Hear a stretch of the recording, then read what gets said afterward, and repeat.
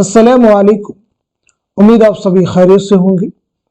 आज की इस इम्पोर्टेंट क्लास में हम बात करने वाले हैं शेख मोहम्मद इब्राहिम ज़ौक़ की सवाने हयात के बारे में।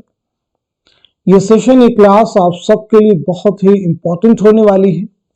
आप में से जो लोग हमारे चैनल पे फर्स्ट टाइम विजिट कर रहे हैं, चैनल को सब्सक्राइब कीजिएगा। साथ ही साथ में अगर आप हमारे टेलीग्राम चैनल को ज्वाइन करना चाहते हैं, इस वीडियो के डिस्क्रिप्शन बॉक्स में आपको हमारे टेलीग्राम चैनल का लिंक मिल जाएगा। वहां से सीधे आप हमारे टेलीग्राम चैनल को ज्वाइन कर सकते हैं और अपने एग्जाम की शानदार प्रिपरेशन कर सकते हैं। तो चलिए शुरू करते हैं आज की इंपॉर्टेंट क्लास। बात करेंगे शेख मोहम्मद इब्राहिम ज़ौक़ के बारे में।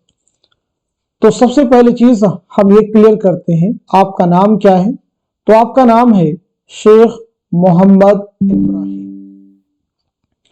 अगर बात की जाए आपका तखल्लुस क्या है, तो आपका तखल्लुस है ज़ौक़। आपकी पैदाइश कब हुई है? 1789 ईस्वी में दिल्ली में आपकी पैदाइश हुई है।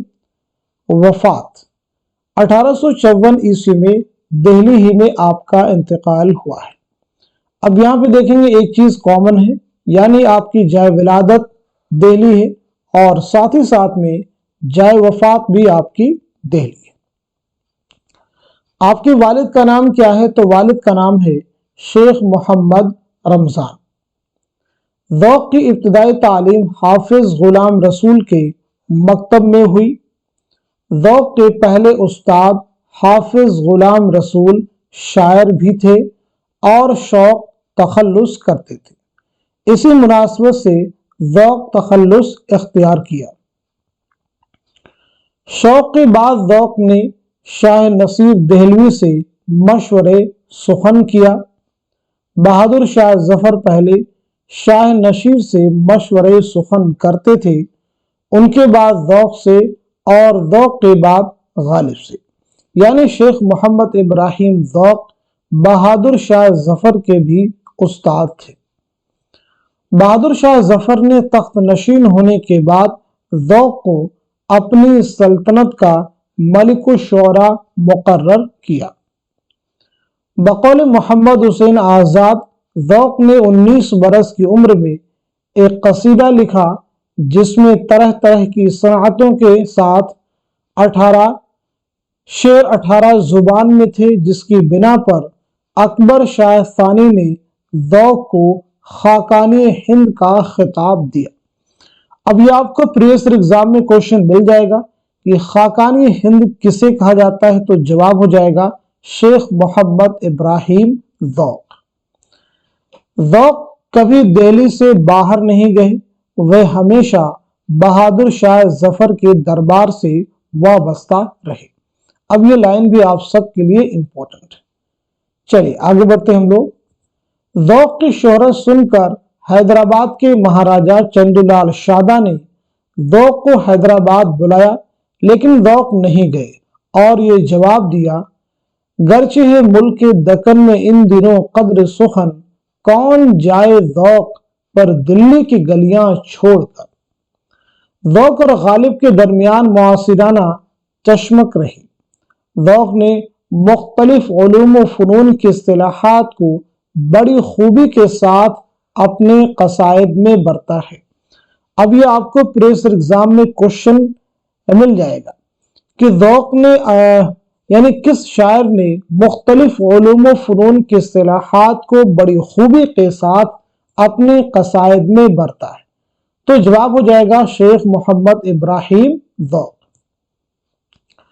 ज़ौक़ के तमाम कसायद अकबर शाह सानी और बहादुर शाह जफर की मदह में है। बस एक कसीदा सैयद आशिक निहाल चिश्ती की मदह में तारीफ में है। ज़ौक़ के अहम कसायद ज़हे निशात अगर कीजिए उसे तहरीर, यानी दर मदह बहादुर शाह जफर, ऐसे ही है मेरी आंखों में अश्कों के तमाशा गौहर। आगे बढ़ते हम लोग अक़वाल। अब जैसे आपको याद रखना है कि मोहम्मद हुसैन आज़ाद ने ज़ौक़ को उर्दू नज़्म का खातिम करार दिया। मोहम्मद हुसैन आज़ाद ने ज़ौक़ के मुतालिक लिखा है कि रंग सांवला चेचक के दाग बहुत थे, कहते थे कि 9 दफा चेचक निकली, मगर रंगत और दाग कुछ ऐसे मुनासिब और मौजू वाक़ई हुए कि चमकते थे और भले मालूम होते थे। अब ये जो कौल है आपको कई सारे एग्जाम में मिल जाएगा। नज़्म उर्दू की नक्काशी में मिर्जा मौसूफ यानी सौदा ने कसीदा पर दस्तकारी का हक अदा कर दिया। उनके बाद शेख मरहूम यानी ज़ौक़ के सिवा किसी ने उस पर कलम नहीं उठाया और उन्होंने मुरक्का को ऐसी ऊंची मेहराब पर सजाया जहां किसी का हाथ नहीं पहुंचा। अब जितने पार्ट को हमने हाईलाइट अंडरलाइन किया है, ये पार्ट आपको एग्जाम में कई बार मिल जाएगा। तो ये किसका कहना है? मोहम्मद हुसैन आजाद का। तो ये तीनों ही अकवाल बहुत अहम हैं, इनको आप रिवाइज कर लीजिए। अब देखें क्या क्या चीजें जो मैंने आपसे पूछी हैं जो अहम है, उन तमाम चीजों को हमने सर्कल कर दिया है, अंडरलाइन कर दिया है, ताकि उन्हें आप देख लें कि ये सभी इंपॉर्टेंट पॉइंट्स हैं और यहां से एग्जाम में आपको क्वेश्चन मिल सकते हैं। तो आज की इस इंपॉर्टेंट क्लास में हम सभी ने मिलकर के शेख मोहम्मद इब्राहिम ज़ौक़ की सवाने हयात के बारे में बात की है। उम्मीद है कि ये सेशन, ये क्लास आप सबके लिए बहुत ही इंपॉर्टेंट होगा। आपके आने वाले एग्जाम में जरूर यहां से आपको मदद मिलेगी। तो आप सब लोग इस क्लास को खूब शेयर कीजिए ताकि दूसरे लोग भी इस क्लास से मुस्तफीद हो सके। और साथ ही साथ में ऐसे लोगों की बहुत बड़ी तादाद है जिन्हें हमारे चैनल के बारे में मालूमात हासिल नहीं है कि उर्दू का एक ऐसा चैनल जहां रेगुलर क्लासेस होती हैं और वहां पे हम अपनी तैयारी की प्रैक्टिस कर सकते हैं, क्वेश्चन आंसर होते हैं, थ्योरी क्लासेस भी होती हैं। तो इन तमाम चीजों को मद्देनजर रखते हुए एक बार मैं फिर आपसे कहूंगा, क्लास को जितना मुमकिन हो सके उतना ही शेयर कीजिए, चैनल की रीच को बढ़ाइए ताकि ज्यादा से ज्यादा लोग इससे फायदा उठा सके। तो आज के सेशन को यहीं तक रखते हैं, मिलते हैं अगली क्लास में। तब तक के लिए खुदा हाफिज, अपना ख्याल रखिएगा।